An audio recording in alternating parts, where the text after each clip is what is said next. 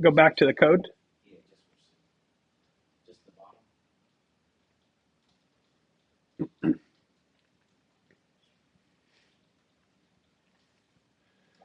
All right. So let's check out the sandbox. And the sandbox for today is just another way of looking at files. In this case, what you'll see if you go into the sandbox is that I've created some code to start you with. All this code does is it opens a file and it uses that file to give instructions to the turtle. So what you'll see inside that file is it's got each line has a command on it. And the commands that the turtle understands is forward, left, or right and left right now. And it uses those files, those commands to control the turtle. So if I take this code, oops, copy and paste was broken today. There we go. If I take that code, copy it into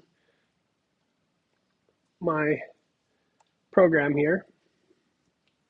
Do not want a breakpoint. Okay. So that's what that looks like.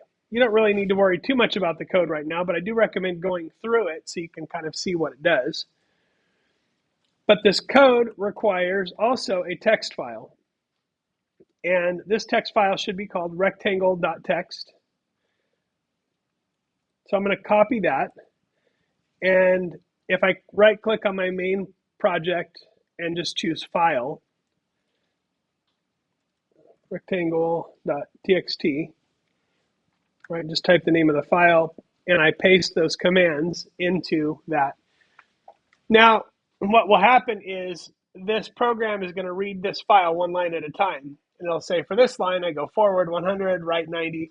It's sort of self-explanatory. But it will follow those commands when I run it.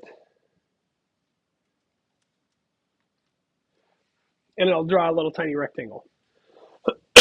So what my challenge to you is to first, once you get it up and running, create a different text file that says maybe like triangle.txt or octagon.txt. You get the idea. And then if a more advanced challenge is interesting to you, I would challenge you to add another command or two here that you could implement in a text file so that you can see the whole life cycle of that program. Okay, but as always, just import that and play around with it and learn what you can from it by playing around, and then submit your screenshot.